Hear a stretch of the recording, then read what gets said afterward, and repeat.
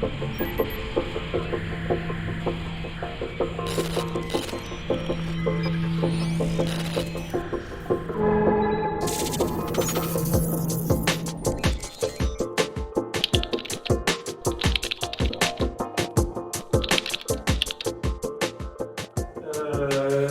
principes open close, et donc la conférence s'appelle, on a dit, étendre instance, pour un truc très simple qui est que dans les principes open close, le principe ouvert fermé, les gens parlent d'étendre des classes. Or, on ne parle pas réellement d'étendre au sens héritage, on parle d'étendre au sens n'importe quelle façon d'étendre. Donc je vais vous parler un peu plus en profondeur de ça. Avant ça, vite fait, les principes solides, ça parle à tout le monde, pas tout à fait. Les principes solides, c'est des règles de développement qui guident un peu votre développement pour essayer de faire du code en orienté objet d'une façon un petit peu plus, on va dire un petit peu plus travaillée, un petit peu plus standardisée par rapport à ce qu'on devrait faire en orienté objet. Et donc on a 5 principes de base qui nous permettent de donner un peu une forme à notre code, on va dire. Le premier, c'est la responsabilité unique, c'est l'idée qu'un composant, bon, on ne va pas trop revenir trop longtemps dessus, mais un composant a une seule responsabilité. Donc, on ne va pas avoir un truc qui va créer un password et le mettre dans une base de données. On va avoir un truc qui va créer un password et un truc qui va le mettre dans une base de données. Ce sera 2 composants différents. Donc, c'est un peu cette idée-là. Ouvert-fermé, c'est celui dont je vais vous parler ce soir, donc je ne vais pas stocker le truc. Substitution de Biscoff, c'est l'idée qu'un type peut être changé par un de ses sous-types, n'importe lequel, à n'importe quel moment, sans changer le comportement de la classe qu'il utilise. Pareil, allez voir plus en détail. Ségrégation d'interface. Alors j'espère que vous utilisez tous des interfaces, sinon ça c'est hyper chiant. Mais la ségrégation d'interface, c'est juste l'idée de dire que notre interface est toujours le plus petit possible. Donc si par exemple vous faites un logger comme on peut avoir en PSR3 si je ne me trompe pas, votre logger au lieu d'avoir 9 méthodes comme c'est le cas, il devrait avoir 9 interfaces et ensuite de la composition d'interfaces. Voilà, c'est cette idée-là. Et ensuite l'inversion de dépendance que vous avez peut-être vu avec des containers d'injection de dépendance qui en fait sont souvent des containers d'inversion aussi. C'est l'idée qu'on va toujours mettre une abstraction, donc une interface en injection dans une classe, et donc l'objet qu'on va injecter sera l'objet concret qui est créé derrière. Mais on va toujours travailler avec l'abstraction. En Open Close Principle, donc les définitions qu'on trouve assez facilement, c'est ça, c'est une classe doit être ouverte à l'extension et fermée à la modification. Qu'est-ce que ça veut dire? Donc ouvert à l'extension, c'est assez simple, ça veut dire qu'on peut ajouter du comportement, on peut changer la façon dont ça va interagir. Par contre, fermé à la modification, ça veut dire qu'on peut donc toujours changer notre comportement vu que notre classe est ouverte. Par contre, on ne peut pas changer le code de notre classe. Parce que normalement, quand vous travaillez en orienté objet, vous travaillez en programmation par contrat. Et donc, une fois que vous avez fini, que votre contrat est défini et que votre implémentation est faite, on n'est plus censé y toucher. Très souvent, alors en PHP, bon, c'est un peu différent, mais très souvent, quand vous avez un langage compilé, par exemple, vous n'aurez même pas accès à la librairie qui est derrière. En PHP, on a toujours accès à la librairie, mais ça, c'est un autre délire. Mais pour le coup, si vous faites du .NET, si vous faites autre chose, bah, vous n'aurez pas accès au code qui est derrière, donc vous ne pourrez pas le modifier. Donc comment vous faites pour modifier le comportement de la classe sans modifier la classe elle-même? Si vous allez dans vos vendors et que vous modifiez des trucs, bah, faites-le pas. Essayez de réfléchir aussi à ça. Donc comment on va faire? Donc bien sûr, pour parler de tout ça, je considère que le principe de responsabilité unique est compris, parce que c'est plus simple. Si vous bloquez sur n'importe quoi, interrompez-moi. Les exemples qu'on va prendre, ça va être des exemples assez simples qui reviennent très souvent dans les projets. Qui met des logs au début de son projet? Pas grand monde. On est d'accord, j'ai eu un petit truc timide, mais bon voilà. Donc pas grand monde, donc on va le mettre à la fin, et à la fin, comment on va faire pour les rajouter? Et bien il va falloir trouver une solution. Donc ça, c'est des exemples vraiment classiques qu'on va avoir. Tous les emails que les mecs veulent à la fin du métier et qui vous n'avez pas du tout spécifié au début, c'est pareil, comment on va faire pour en rajouter, comment on va faire tout ça. Et des autres exemples, ça peut être de la négociation de type de réponse, ce qui est relativement déconseillé, mais bon, on en discutera au peu si vous voulez. ou des ajouts comme ça que je vais rajouter plus tard quand ça n'a pas été fait au départ. Comment vous faites ça? Si on se replace en 88, en fait on se dit tiens, le plus simple ça va être de faire des classes et puis d'en hériter. Donc si je veux rajouter un truc, je touche pas à ma classe mère, mais je fais une classe fille qui fait son truc. J'ai une solution. Donc on va faire un truc, tac, ça nous calcule une aire. À chaque fois qu'on veut rajouter des trucs, hop, pourquoi pas l'étendre. Et à ce moment-là, on va se dire, tiens, c'est vrai que PHP c'est un peu chiant, on n'a pas d'héritage multiple, sinon on aurait pu faire des trucs encore pire, encore mieux, ça dépend comment vous voyez le truc, ou on aurait pris des objets, on aurait tout cumulé, à la fin on aurait eu une grosse bête en bas ou en haut, ça dépend dans quel sens vous regardez votre graphe, enfin ça aurait pu être un carnage. Donc ça, c'est comme ça que ça se faisait à une époque. On va pouvoir surcharger des trucs, donc se dire, tiens, finalement, on va faire plutôt un objet shape, et on va avoir un truc qui va calculer son aire via une méthode que lui possède, qui lui permet de calculer son aire lui-même. Ça vous permet de faire des choses comme ça, c'est beaucoup plus propre, mais bien que ce soit bien, puisque c'est beaucoup plus propre et c'est de la composition, du coup, vous composez avec différents objets. Ça marche très bien pour la géométrie, dans mon cas, parce que mes objets se ressemblaient tous. Donc là, j'avais un niveau d'héritage, et ça va très très bien. En plus, j'ai qu'une méthode dans ma classe mère, donc parfait. Imaginons le même truc, mais avec plein de méthodes dans la classe mère qui sont liées à ma géométrie. Par exemple, mon nombre de côtés, mes trucs comme ça. Si j'essaye d'appliquer ça à autre chose, du type l'aire de la surface au sol d'un pneu de voiture, ça peut être un tout petit peu plus compliqué. Par exemple, si je demande le nombre de côtés, donc le nombre de côtés de mon cercle, ce serait 1, le nombre de côtés de mon carré, ce serait 1. Le nombre de côtés de l'aire de la surface, on va tomber sur un rectangle probablement, mais ce ne sera pas vraiment un rectangle, enfin, ce sera un truc un peu foireux. Et donc ça va devenir vite très bizarre. Donc, qu'est-ce qu'on a appris en software engineering depuis les années 90, globalement, et qui va nous aider? Tous ces design patterns-là. Alors, aujourd'hui, on ne va pas voir tout ça parce que je vous fais la version courte. Du coup, voilà, on va se concentrer juste là-dessus. Et donc, si on prend ça, on se dit, ok, donc est-ce que vous connaissez à peu près ces design patterns? Ça. En général, le premier ne parle pas forcément aux gens, alors qu'il est très utile. Observer, ça parle à peu près à tout le monde, j'imagine. Et ça, c'est tous des trucs qui vont nous permettre, via des objets externes, d'influencer l'objet target, l'objet cible qu'on avait. Par contre, pour les utiliser, on va avoir un certain nombre de prérequis. Donc là, on me dit, tiens, on veut des logs. Mon exemple du début. Je vais créer une classe, c'est un repository, il va savoir pourquoi on loguerait un repository. Voilà, c'est un exemple. Donc on va se dire, on va loguer à chaque fois qu'on get une entité sur notre repository. Imaginons pour vérifier, enfin avoir des audits, des logs d'audit de sécurité, pour savoir qui a accédé quand aux données de notre objet. Donc là, on fait notre méthode qui va bien. On se dit, ok, je vais aller chercher dans mon repository, je vais prendre mon entité. Jusque-là, c'est le code qu'on avait au début. Ça, on n'a plus le droit d'y toucher.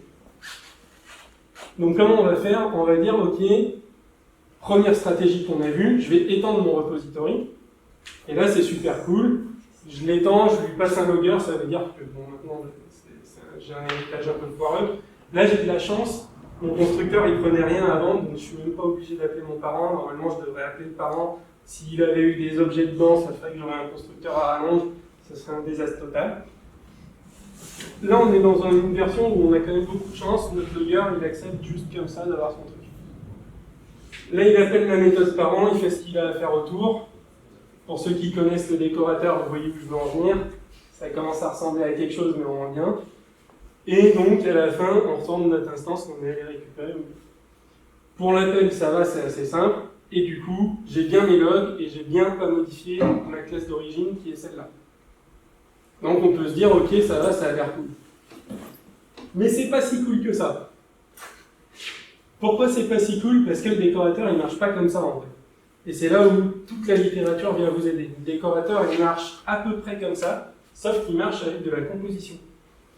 Donc en fait, au lieu d'avoir un héritage à ce niveau-là, on va avoir une composition et donc on va pouvoir passer dans des décorateurs en utilisant toujours la même interface. Résultat, ma classe qui était une classe avant devient une interface. Ensuite, la classe que j'avais avant devient mon implémentation de mon repository, ma première implémentation. Normalement, appelez jamais vos trucs comme ça. Normalement, ici, ça devrait avoir un nom qui a un vrai sens. Du genre, si vous utilisez doctrine comme dans le code d'avant, ça pourrait être votre doctrine repository, typiquement. Et donc ici, maintenant, on a la capacité, bien que ma classe soit finale, de changer l'objet, donc grâce à un autre principe solide, qui est le dernier de la liste, qui nous permet d'utiliser n'importe quel objet qui implémente cette interface. On va pouvoir rajouter d'autres classes au-dessus de notre classe finale, enfin autour de notre classe finale, et donc utiliser des décorateurs. Ça va ressembler à quelque chose comme ça, où maintenant j'ai la capacité ici de passer un logger et un repository, et donc ici de faire la décoration proprement en faisant un proxy de ma méthode à quelque chose près, à cet endroit. Et là maintenant, on est propre, on peut faire notre truc vraiment bien, et on peut ajouter d'autres features, autant qu'on veut. Parce que tout à l'heure, on était limité vu qu'on avait un héritage. Si j'ajoutais des features, j'ajoutais des paramètres dans mon constructeur, à quelque chose près. Si je voulais changer l'ordre de mes features, typiquement un logger et un cache autour de mon truc, et ben, comment je gère le truc? Est-ce que je crée différentes implémentations, et donc là, mon graphe va commencer à ressembler à mon graphe de classe, parce que je vais avoir mon repository, et en dessous, je vais avoir mon repository de cache, mon repository de log, et en dessous, je vais avoir mon repository de cache log, et en dessous de l'autre côté, mon repository de log cache, peut-être, avec des paramètres dans un ordre ou dans l'autre. Là, c'est plus simple, vu qu'on compose, on va avoir cette capacité à composer dans l'ordre qu'on veut. Résultat, quand j'instancie, je vais choisir dans quel ordre les choses vont s'exécuter. Soit je décide que je fais mon repository de cache autour de mon logger, soit je décide que je fais mon logger d'abord, mon cache après. Quand je dis mon logger d'abord, mon cache après, ça veut dire que dans l'exécution, ce sera d'abord celui-là et après celui-ci. Enfin, c'est en sortie. Et là, on a cette capacité à faire un truc qui est assez moche à l'instanciation, donc on est d'accord, mais qui fonctionne. Si vous voulez simplifier ça parce que vos dépendances vous commencent à être pas très belles, je vais vous montrer après comment on fait. Donc finalement, maintenant, j'ai un cache et un logger, qui sont tout simples. Hop. Et je vais pouvoir créer un container d'injection de dépendance, bien sale, on est d'accord, mais c'est un container d'injection de dépendance, dans lequel, quand je lui demande un repository, il me retourne, dans ce cas-là, j'ai choisi mon logger repository, qui lui va se construire avec ce qu'il a là-dedans, c'est-à-dire son logger et son cache repository. Le cache va se construire avec ici son cache et son implémentation va se construire toute seule. Résultat, mon appel va ressembler à ça. Tout simplement, j'appelle mon container et je lui demande dessus simplement mon repository. Et lui va aller me chercher les classes qui sont derrière. Pourquoi? Parce qu'ici, j'utilise mon interface.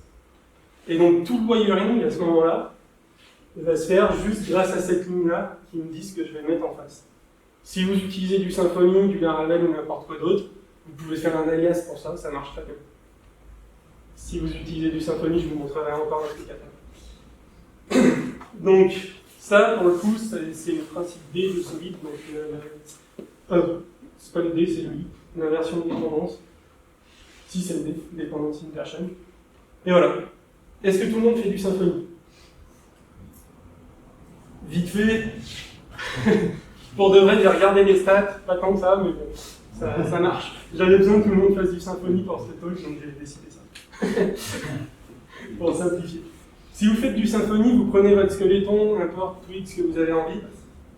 Et ici, vous avez envie, donc si vous faites du Symfony, il y a des chances que vous fassiez du YAML, ce que je ne recommande pas, mais voilà, ça marche. Et donc, si vous faites du YAML, ça va ressembler à ça. Ici, votre repository, donc votre interface, va être aliasée sur l'implémentation que vous avez envie d'utiliser. Pour le moment, je l'implémente avec mon implémentation repository. Et mon implémentation repository, alors là, pour le coup, celle-là, elle est foirée, mais dans l'idée, ici, ça devrait être ce truc-là, qui me dit que... ah non, c'est parce qu'ici, je la décore. Donc ici, quand en fait, j'appelle ce truc-là, j'appelle ça qui me dit autour de ça, t'appelles ça. Donc là, c'est en fait la même chose que ce qu'on avait à cet endroit-là, mais écrit en YAML. À quelque chose près. C'est mieux quand même. C'est pas mal, c'est assez court. Il y en a qui aiment, il y en a qui n'aiment pas. Moi j'aime bien la même chose en XML, mais bon, c'est autre fois. Et donc, quand on a envie d'en avoir deux, comment ça va se passer? Puisque pour le coup, quand on en a un seul, ici on va juste lui garder correct, et hop, c'est réglé. Quand on en a deux, on pourrait mettre des corrects les deux fois, mais après, comment ça va se gérer? Et pour ça, en fait, dans Symfony, il y a plein de trucs. C'est ça qui est vraiment bien. Non, mais vraiment, il y a plein de façons de le faire. Une façon, ce serait ça, ce serait de dire simplement que le logger, il prend l'implémentation de base, hop, lui aussi, et ensuite, ils vont faire eux-mêmes leur truc. Alors, on ne sait pas exactement comment, mais là, on lui dit, tiens, ton paramètre, ce sera mon cache repository .inner. .inner, c'est pour dire le service qui est derrière. En fait, Symfony va garder un tableau de vos services. Si vous appelez la clé sans le .inner, ça va faire référence à ça et on tombe sur une référence en boucle. Du coup, ils ont mis ce petit .inner qui sert à ça. C'est pas dur à utiliser et en plus, la doc est bien foutue. Vous allez sur la doc, vous copiez-collez ce qu'ils ont fait, puis vous adaptez avec vos noms de classe. Ça marche très bien. Petit bonus, cette petite clé qu'on peut rajouter dans notre YAML qui va nous permettre de définir dans quel ordre on les exécute. La façon dont je le faisais ici, carrément jusque-là, c'est que je choisissais l'ordre dans lequel je les mettais à cet endroit-là. Si je le fais dans mon container, hop, ici j'ai juste à rajouter un decoration priority à cet endroit-là ou à cet endroit-là, et ça s'exécutera avant ou après l'autre. Ça va vous permettre de choisir certains trucs, par exemple, est-ce que j'envoie un mail et après je le log, ou est-ce que je log et après j'envoie le mail? Est-ce que votre serveur de mail, il faut un coup sur deux? Peut-être que vous voulez loguer avant. Peut-être que vous voulez loguer avant et après aussi. En quel cas, vous dupliquez votre truc, hop, et vous en rajoutez un avec une autre priorité. Donc ça, c'est assez pratique. Une autre solution que vous avez, qui n'a rien à voir avec la première, c'est d'utiliser un observer. Observer, pour ceux qui ne maîtrisent pas vraiment, c'est on a un objet qui peut être observé, comme on a fait le sujet ici. Et cet objet, il a une collection ici d'observeurs, donc d'objets qui vont être notifiés à chaque fois qu'on change quelque chose dedans. Ça, vous pouvez le coder vous-même ou vous pouvez en utiliser des tout faits, ça existe aussi. Alors, les implémentations qu'on va voir dans Symfony, ça va être les événements, qui n'est pas vraiment un observer, mais qui est ce qui s'en rapproche le plus. Il y a une couche en plus en fait que l'observer, concrètement. Et donc, dans Symfony, vous allez utiliser des événements pour faire ça. Ça va vous permettre quoi? Ça va vous permettre de dire à votre objet, bah, là, tu exécutes ton truc comme tu as envie, et puis là, à ce moment-là, tu donnes une possibilité d'ouvrir complètement ton fonctionnement à quelqu'un d'autre. Typiquement, vous êtes en train de faire une registration, ou je sais pas quoi, hop, vous avez envie à un moment d'envoyer un mail, ça n'a rien à foutre dans votre registration. Le mail, c'est quelque chose d'autre, c'est un autre problème métier que vous pouvez peut-être activer, désactiver à la demande. À ce moment-là, utilisez des événements. N'utilisez pas un décorateur autour de votre objet, ça n'aurait pas de sens. Pourquoi ça n'aurait pas de sens? Parce que le décorateur vient pour décorer une exécution, là où l'événement, c'est quelque chose qui va être utilisé dans différents contextes. Enfin, au moins l'event listener. C'est vraiment quelque chose de métier, là où l'autre est beaucoup plus utilisé pour des choses techniques. L'implémentation du truc à quelque chose près, on va lui passer un event dispatcher interface si on est en Symfony. Si vous êtes dans autre chose, appelez-le comme vous avez envie. Il n'y a pas de règle. Mais c'est votre truc qui va gérer tous vos événements. Quand vous êtes prêt, vous balancez un événement. Donc là, j'en ai mis deux, un avant, un après. Et les gens peuvent se poser sur cette clé-là pour écouter votre événement. Quand je dis les gens, c'est les autres développeurs. Le but de ça, c'est de se dire, bah tiens, ici par exemple, je vais lui passer la valeur que je suis allé chercher. Typiquement, j'ai envie de loguer la valeur que j'ai ressortie de ma base de données. C'était l'exemple qu'on avait tout à l'heure. Je pourrais très bien le faire dans l'event listener de ce truc-là. Si, par exemple, quelqu'un me dit, ouais, alors c'est bien, mais par contre, quand tu vas chercher les données dans la base, c'est un objet qui est utilisé partout dans notre système, mais en fait, nous, on veut pas vraiment celui-là, on veut un truc pareil, mais avec des clés en moins. Bah, ici, vous pouvez vous foutre dans un event listener, puis supprimer de la clé, faire un autre objet, et puis retourner ce que vous avez envie et laisser continuer.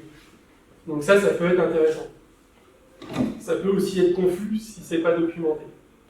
Attention. Donc typiquement, là, quand j'écoute mon truc, je vais pouvoir me mettre là, mettre mon logger, tac, et dire, bah, à chaque fois qu'on passe dans mon événement, je vais loguer un truc. Ici, j'ai mis des phrases comme ça en bac. En Symfony, votre listener, vous pouvez le taguer comme ça. Il y a plein d'autres façons de le faire. Moi, j'aime bien les tags, je trouve ça explicite. Mais voilà. Le but, là, c'est vraiment de se dire, il peut se passer un tas de choses dans mon système, je ne sais pas quoi, dont je vais avoir besoin plus tard. Donc, comment je vais faire? Ben, j'essaye pas de tout prévoir, j'essaye juste de me dire, ok, j'ai sauvé en base de données, j'ai pris une base de données, j'ai créé un objet, ben, je balance un événement, et puis si un jour quelqu'un a besoin de faire quelque chose sur ce truc-là, il se débrouillera avec. Si on veut pousser le truc un tout petit peu plus loin, on peut se dire, tiens, j'ai pas envie de foutre mon event listener dans mon repository, puisque ça n'a pas de sens en termes d'orienté objet. Pourquoi mon repository dépendrait d'un event dispatcher? C'est un peu bizarre, parce que mon repository, il est là pour aller chercher des données et les ramener. Et donc je vais me dire, tiens, si je décorais mon repository, simplement, en implémentant, et là-dedans, je vais lui passer l'event dispatcher. Là, je découpe complètement mon code, et donc on arrive à un niveau d'abstraction qui est plutôt pas mal. Parce que maintenant, j'ai la possibilité dans mon event, enfin dans mon repository, de faire que ce qui est lié à mon repository, c'est une responsibility, et dans ce truc-là, de faire que ce qui est lié à mon event dispatcher. Et ensuite, dans mes event listeners, faire tout ce que j'ai envie d'autre. Si vous travaillez avec des packages et que vous avez, par exemple, il y a pas mal de boîtes qui font ça, et c'est un peu dommage, mais si vous avez une core team qui définit des packages et que vous n'avez pas le droit d'y retoucher, typiquement la core team viendra faire ce truc-là, et vous n'aurez plus qu'à faire des event listeners de votre côté. Ça peut être pratique. Si c'est une core team, c'est dommage. Si vous utilisez énormément d'open source, ça arrive aussi. Bah, si les mecs qui ont fait le projet derrière ont décidé de vous balancer une tonne d'événements, c'est vachement cool pour vous. Ça va vous permettre d'étendre dans tous les sens ce qu'ils ont fait, et eux, ça va leur permettre de se prendre la tête à maintenir le projet. Voilà, c'était à peu près ça. L'idée, c'est vraiment de laisser le code propre et de se dire quelle est ma responsabilité en tant que développeur, quel est le scope de ce que je peux toucher ou pas toucher. La réponse, c'est souvent que vous ne devez rien toucher qui ne vous appartient pas.